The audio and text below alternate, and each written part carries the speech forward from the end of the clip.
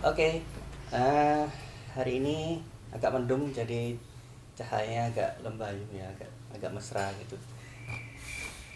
Ini kita lagi mendekati akhir tahun 2018. Liburan. Nah, untuk liburan kali ini kita mau sedikit cerita bagaimana liburan itu justru merupakan sesuatu yang momok ya, Ya. yang akhirnya jadi blunder, akhirnya jadi sesuatu yang tidak menyenangkan, tapi buat guru-gurunya, buat orang tua juga. Kalau Apa itu? anaknya sih kayaknya seneng-seneng aja ya. Mereka kan liburan, having fun. Iya sih, gini ceritanya. Jadi berapa tahun terakhir saya lihat tiap kali liburan kan ada dua liburan besar ya. Satu liburan akhir tahun ajaran, Kan? dua akhir tahun Masehi. Masehi. Nah, itu setiap kali berarti per 6 bulan berarti ya. Ya. Berarti setiap 6 bulan sekali saya selalu melihat kurva. Jadi ada kurva yang sama tiap Januari, Februari kita berusaha meningkatkan skillnya, kita ajarin ini itu. Eh, Awalnya bagus, progresnya bagus. Ada anak yang progresnya cepet, ada anak yang progresnya lambat, tapi progres, maju. Jadi maju terus. Nah, di bulan Mei, Juni itu kan libur ya. Nah, kebanyakan orang tua murid di Sabri ya, kebanyakan orang murid di Sabri kan sekolahnya libur. Jadi Jadi lesnya juga ikut libur. lesnya juga ikut libur. Yang shadow juga kan sudah nggak aktif kan, sekolahnya nggak aktif. Jadi apa? eh, ada gap yang cukup besar, minimal 3 minggu lah ya, minimal 3 minggu kita off. Nah, waktu masuk lagi itu selalu mundur. Jadi Ya, ya. kurvanya nanti coba saya gambarkan ya. Jadi kurvanya tuh selalu naik, turun. Turun. Tapi nggak semuanya, jadi turun sedikit terus naik lagi. Kira-kira kenapa ya? Ya. Karena lupa ya. Jadi memang kelemahannya kita bekerja dengan anak yang berkebutuhan khusus itu kan memang kita harus konsistensi tingkat dewa ya. Jadi bukan sekedar tingkat tinggi, jadi memang benar-benar harus tingkat dewa.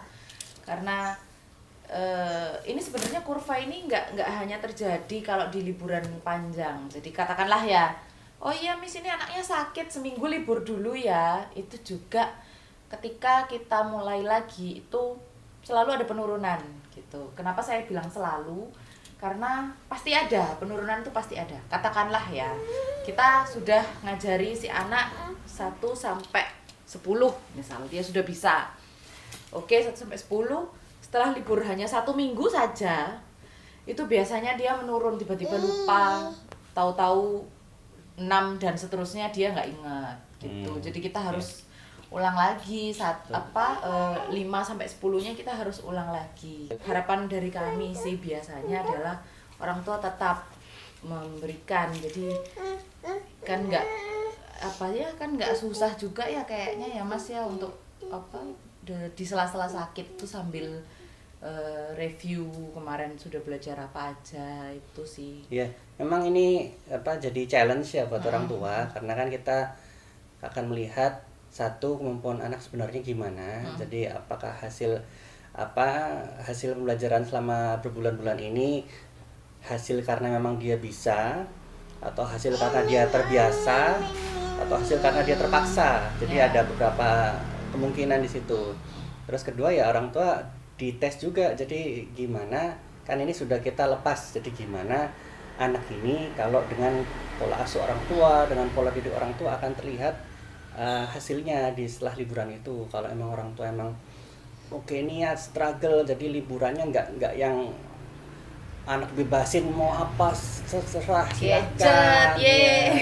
Gadget boleh, pokoknya tiduran di kamar pokoknya dibiarin. Itu kelihatan beda dengan anak yang kalau dilanjutin di rumah, jadi orang tuanya tetap les. Jadi ada yang seperti itu. Jadi ini juga ada orang tua yang sempet tanya, ini Sabri libur nggak tahun ini, akhir tahun ini.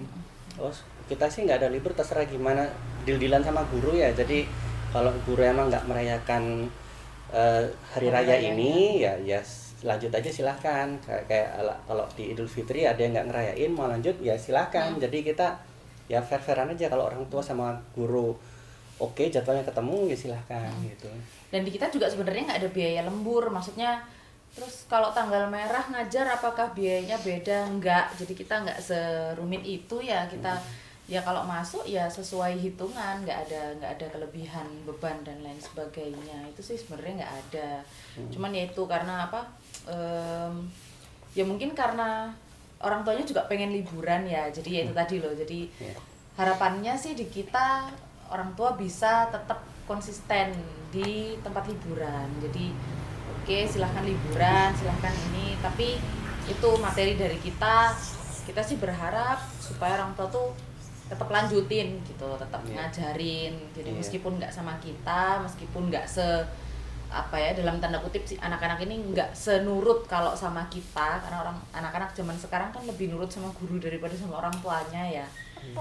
Jadi minimal tetap ada reviewnya, minimal tetap ada diingatkan lah ya, jadi biar lupanya tuh nggak jauh-jauh banget. Karena seiring dengan kurva yang menurun tadi juga ada kurva yang meningkat, yaitu stress levelnya guru. Biasanya kalau setelah liburan dan masuk itu ya, guru-guru udah yang aduh kemarin inget sekarang lupa dan lain sebagainya, itu sudah makanan kita per semester kayaknya ya. Mungkin jadi itu ya, mungkin jadi momok juga karena orang tua menganggap belajar tuh ya jadi harus belajar depan anak, ada buku belajar, ayo kerjakan nomor ini seperti itu. Padahal kan nggak kayak gitu. Jadi yang kita butuhkan, yang kita butuh review adalah kemampuan anak untuk paham materinya. Jadi kalau dia melompat kan bisa melompat di mana aja ya, meskipun di pantai kayak waktu belajar di mall juga sekarang banyak ya, apa wahana-wahana yang ya trampolin khusus, trampolin itu ada, terus ada yang macam-macam, ada yang sliding, main bola, apapun itu tuh bagus sebenarnya. Jadi yang orang tuh perlu lakukan hanya mengajak bermain dengan serius. Jadi bukan membiarkan ya, tapi ya benar-benar ngajak main. Jadi ayo lompat sini, jadi bukan biarkan ayo dia have fun, oke lah kita biarkan dia have fun, tapi kita ikut have fun-nya. Itu konstruktif buat anak sebenarnya. Jadi nggak perlu yang evaluasi kemarin apa ya pelajarannya, terus ayo di review gini, nggak perlu sekaku itulah. Jadi itu mungkin saya kasih gambaran sedikit supaya nggak jadi parno. Jadi kalau misalnya mau reviewlah seiring dengan perjalanan liburan. Jadi liburan di sini kira-kira apa yang bisa masuk ya, oh ini coba ajarin ini, yang di sini ngajarin apa. Jadi nggak perlu bawa buku dari rumah, bawa ransel, nggak perlu lah, santai aja. Jadi itu yang saya rasa masih kaku ya, masih ortodoks ya di sana.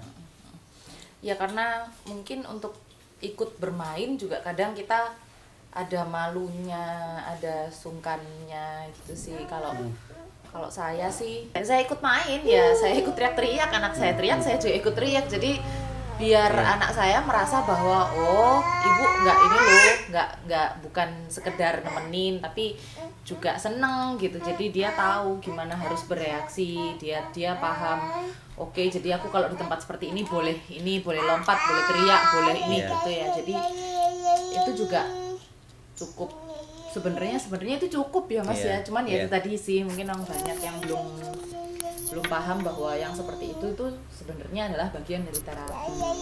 Catatan aja untuk kita semua bahwa saya biasanya menggunakan ini sebagai tes. Jadi ini juga bisa jadi tes buat orang tua juga. Jadi setelah liburan gimana anak kita gimana, itulah kondisi sebenarnya anak, seberapa banyak dia mampu menyerap informasi, seberapa banyak dia mampu mengasah tugas tumbuh kembangnya itu. Jadi tadi bukan karena terpaksa, tapi karena sudah sebulan ya 2-3 minggu lah minimal itu liburan tuh benar-benar anak-anak keluar dari rigidnya, anak-anak keluar dari kebiasaannya, keluar dari pola-pola yang telah diajarkan. Jadi seberapa banyak itu nyantol, itu tes yang bagus. Jadi liburan ini tes yang bagus, tapi juga jangan sampai dibiarkan begitu saja. Nah ya, kita sempat ada slogannya, kita share di Facebook, kita share di mana-mana bahwa habis libur jangan mundur.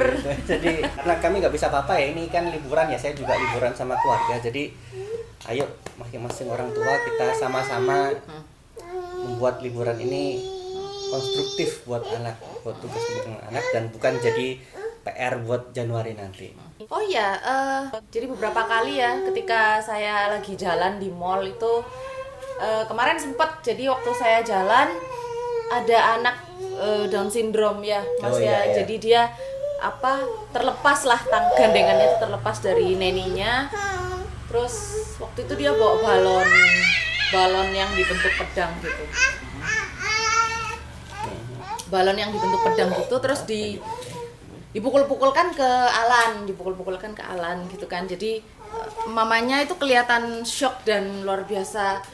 Aduh maaf ya bu gitu. Jadi berkali-kali itu mencetuskan ide saya sama Mas Deko itu pengen punya tanda pengenal, pengen orang-orang di luar sana itu tahu bahwa kami mengerti, kami tidak menyalahkan anaknya sepenuhnya karena memang itu kondisi yang dititipkan oleh Tuhan ya. Jadi kita nggak menyalahkan dan kami mengerti gitu. Jadi saya juga sedang ingin mendidik anak saya bahwa yang seperti itu tidak salah. Jadi yang seperti itu bukan maunya mereka gitu. Itu saya pengen apa sih yang bisa kita buat sebagai tanda pengenal supaya orang lain itu langsung paham bahwa kita paham gitu. Kemarin sih kita sempat kepikiran kita bikin kaos apa ya, maksudnya supaya orang lain tuh bisa baca tulisannya bahwa kita ini praktisi, bahwa kita mengerti dan lain sebagainya. Cuman masih belum tahu juga ya tulisannya Ya, sebaiknya sharing-sharing apa. aja gimana, ya. Bolehlah sharing-sharing atau mungkin ada tanda pengenal lain yang mungkin